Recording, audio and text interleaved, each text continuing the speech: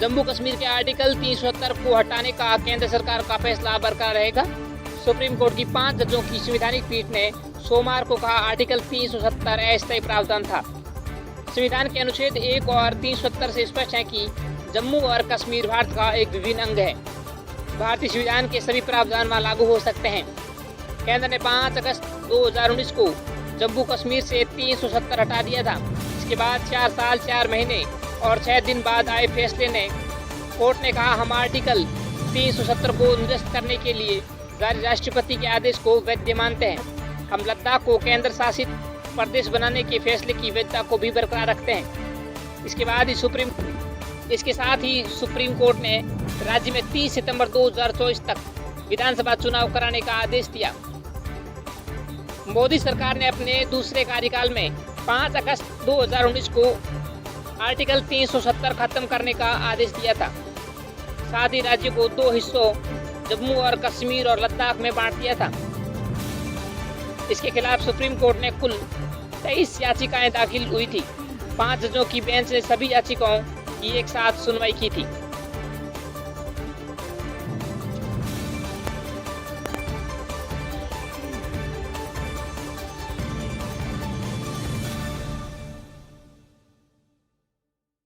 Submitted that statehood will be restored to Jammu and Kashmir and that its status as a union territory is temporary.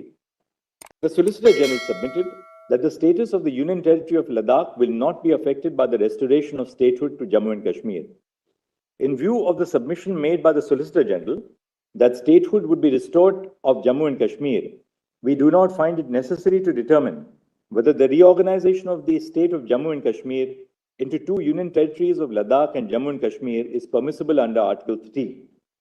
The status of Ladakh as a union territory is upheld because Article 3A, read with Explanation 1, permits forming a union territory by separation of a territory from any state. This court is alive to the security concerns in the territory. Direct elections to the legislative assemblies, which is one of the paramount features of representative democracy in India, cannot be put on hold until statehood is restored. We direct that steps shall be taken by the Election Commission of India to conduct elections to the Legislative Assembly of Jammu and Kashmir, constituted under Section 14 of the Reorganization Act by 30 September 2024.